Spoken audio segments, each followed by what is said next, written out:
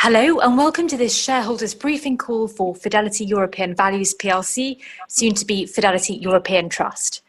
This update is partly in response to the fact that we sadly couldn't have an in-person AGM this year due to the coronavirus pandemic.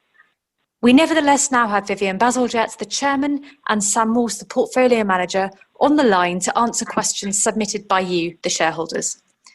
Sam, by any measure, this has been an extraordinary year. How have you been navigating this environment as a portfolio manager? Well, good afternoon, Claire. We haven't really changed what we do in terms of our investment approach. We are still very focused, as you know, on dividend growth and on companies with strong balance sheets that generate cash.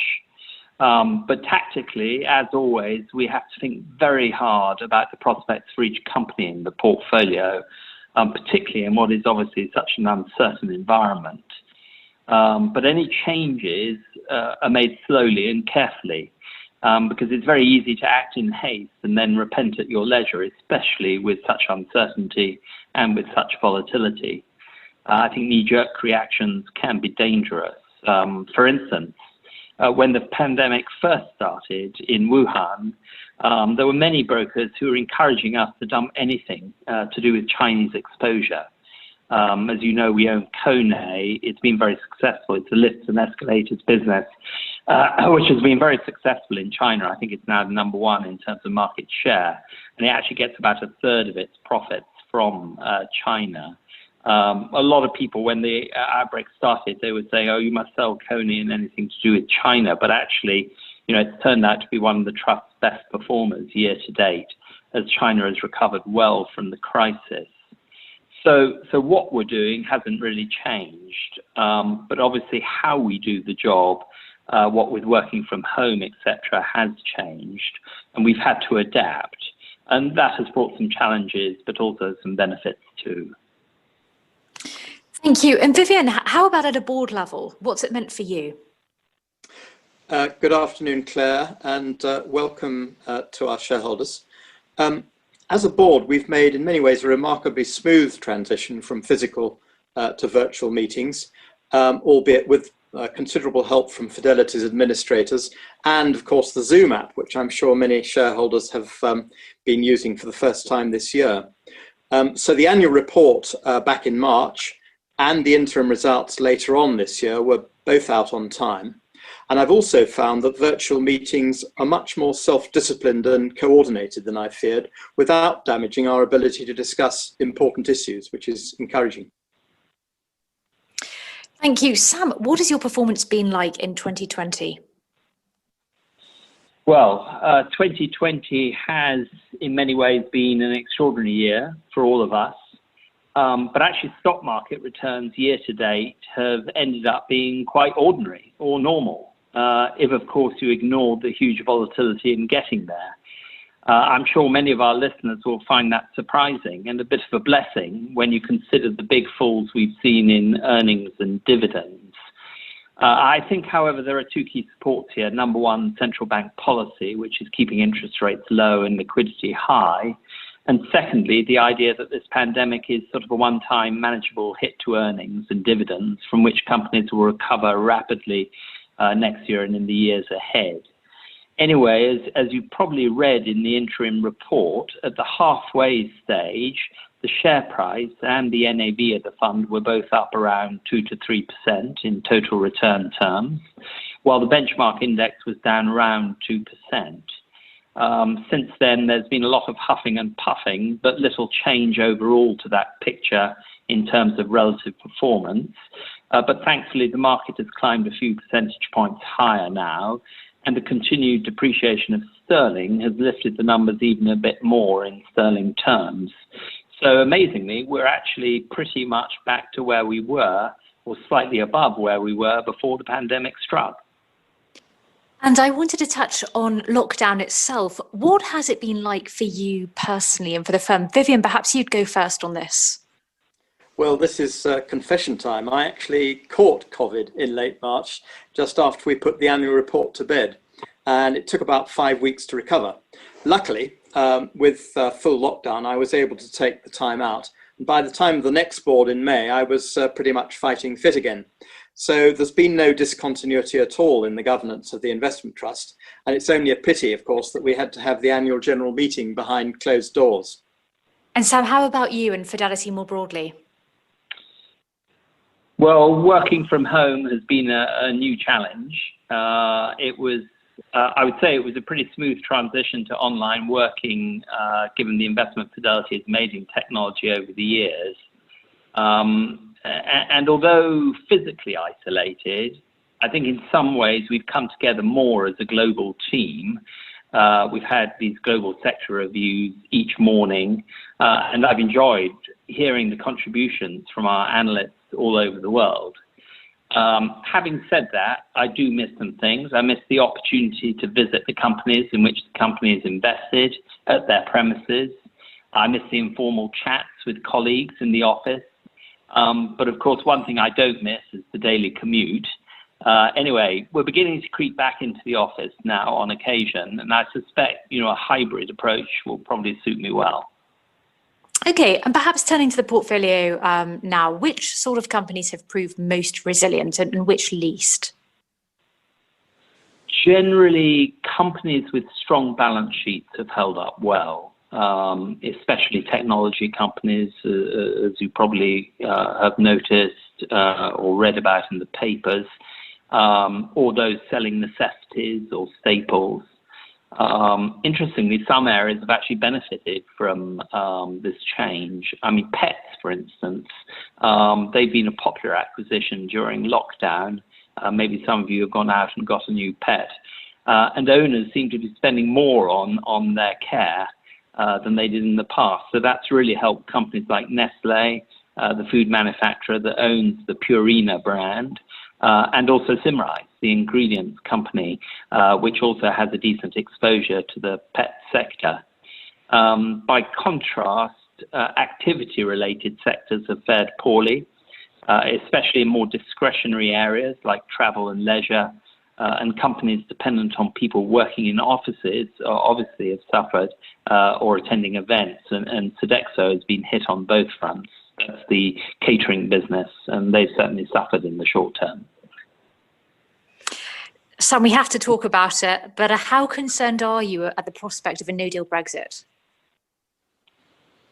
Well, I am concerned, but you have to put this in context.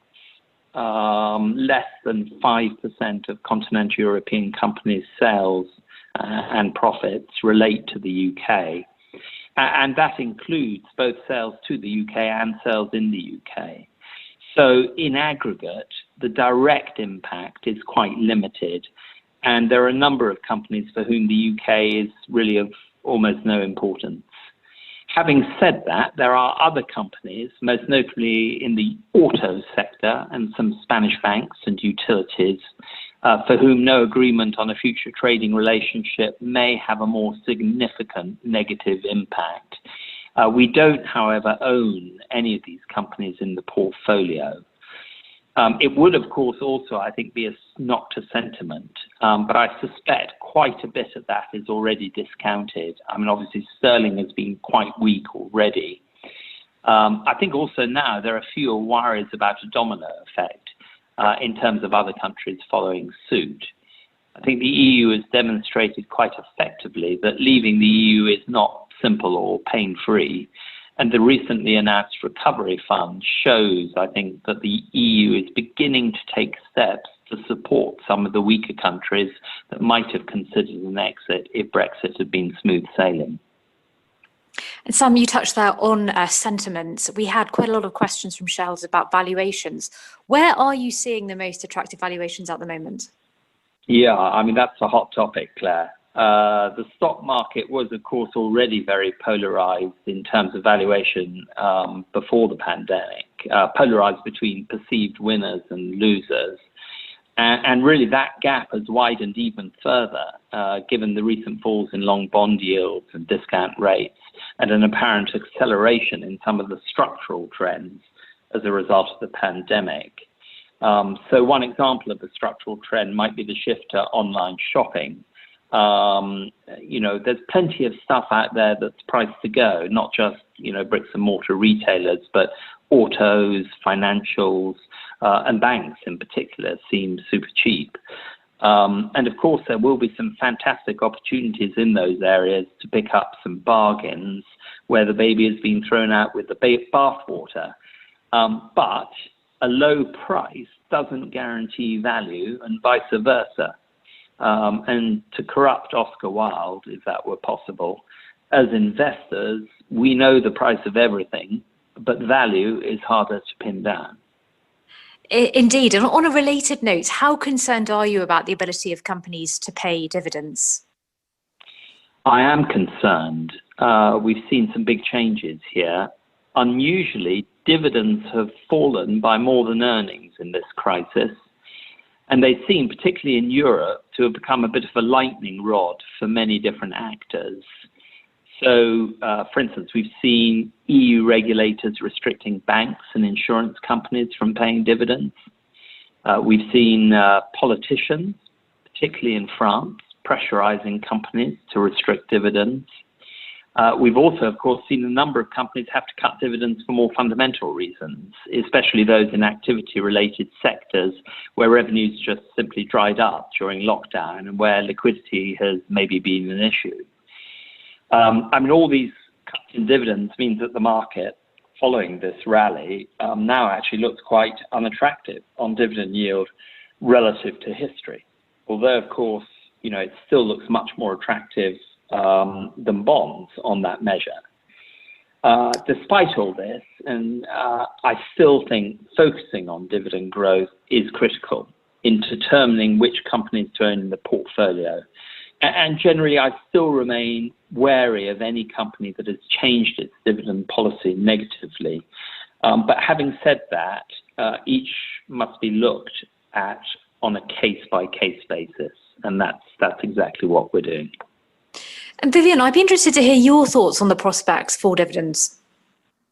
Well, so far as this knocks on to the Trust's own dividend, I stated at the time of the interim results that we intend to use reserves as appropriate to at least maintain the payout, and that we would only change that policy if it looked as though the companies we invest in, which Sam has already discussed, had changed their own dividend policies permanently once the COVID crisis was over. So I hope that's some reassurance to shareholders who I know will be very interested in this particular aspect. And Sam, perhaps just taking a step back now, how do you go about parsing the noise from what's relevant? Golly, well, I guess if you want to cut out the noise, you need a good set of headphones.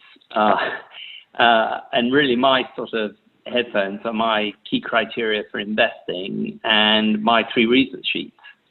And my key criteria for identifying consistent dividend growers are positive fundamentals, a strong balance sheet, and the ability to generate cash. And that's what I focus on. And of course, an attractive valuation. Because this is not dividend growth at any price, but dividend growth at a reasonable price, or even an attractive price. So in terms of the noise, you don't have to know everything about everything. You just have to be clear, I think, about what you're looking for when investing, and then remember why you invested in that company. Hence my 3 reasons sheets. I actually write down, or try to write down the 3 reasons why I'm buying a company with a checklist for the criteria. Because as the Chinese say, the faintest ink is more powerful than the strongest memory, which I think sort of broadly translates into a blunt pencil is sharper than the sharpest mind.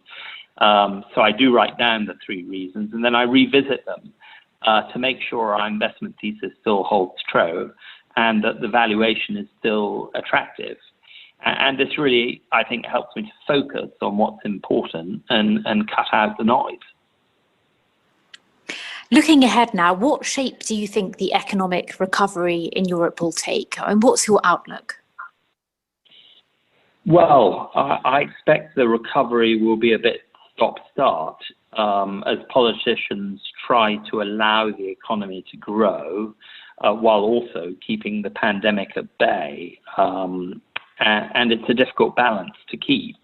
while we're waiting, for a vaccine or herd immunity, both of which I expect will take a bit longer than we would like. Social distancing will remain a problem for many businesses that rely on density, such as restaurants, bars, airplanes, etc. And I expect consumers and businesses to remain hesitant given the uncertainty. And as I said before, some structural trends do appear to have accelerated thanks to the pandemic, such as the shift online or the digitization of the economy. So I think different businesses will recover at different speeds, and really it's our job to sort out to what extent that's reflected already properly in share prices. And that's what the analysts at Fidelity and the whole investment team are really focused on. And Sam, what are the key risks from here on in, and how are you going to prepare for those? Well, we've already discussed a no-deal Brexit. That's clearly a risk. The fiscal health and debt balances of some European countries continues to be a concern, particularly in Italy. We could see a new sovereign crisis there, or perhaps a replay of the Eurozone crisis. A turn for the worse in the pandemic. I'm not sure you'll want me to carry on with this list, Claire. As always, there's a lot to worry about. But Sleepless that nights. has always been, that has always been the case. And I think being an equity investor, you must be something of an optimist, confident in the knowledge that in the long term, equities will rise. And that's why we always stay fully invested, and indeed why we employ some gearing in the company. And in terms of being prepared, I think the best defense is to focus on strong business franchises which have strong balance sheets, which can survive and even take advantage in more difficult times by continuing to invest in their businesses and by doing M&A at the right time in the cycle. And Vivian, a new co-manager has been appointed to the trust. I was hoping you'd say a few words about him. Well, we're absolutely delighted to welcome Marcel Stotzel as co-manager. He's worked at Fidelity for many years and has already worked quite closely with Sam for a number of years as well. He's got a very similar investment approach, so they're fully compatible. And Sam will continue to take the final decisions on everything, but he's there if for any reason Sam is not available. And I might add that Sam shows no sign of wanting to stop, but it is only common sense to be prepared for succession at some stage in the future. So we're very glad to welcome Marcel. And Sam, how do you envisage working alongside Marcel? Yeah, I mean, as Vivian said, I've worked with, together with Marcel for some years. He's been one of our star analysts and has already contributed greatly to the company with his recommendations in the software space and in the aerospace sector. I expect the contribution to grow as we work together, discussing, debating stocks, searching for new ideas in Europe. And of course, in terms of meeting companies, we can, of course, in a sense, be in two different places at the same time, which is very helpful. So, Marcel's appointment is really, in a sense, formalizing something that's been going on for some time behind the scenes. And I'm very excited about having Marcel formally on the board as my co-PM. Excellent. Well, that's all we have time for today. So thank you both very much indeed for joining us. Thank you, Claire. Thank you very much.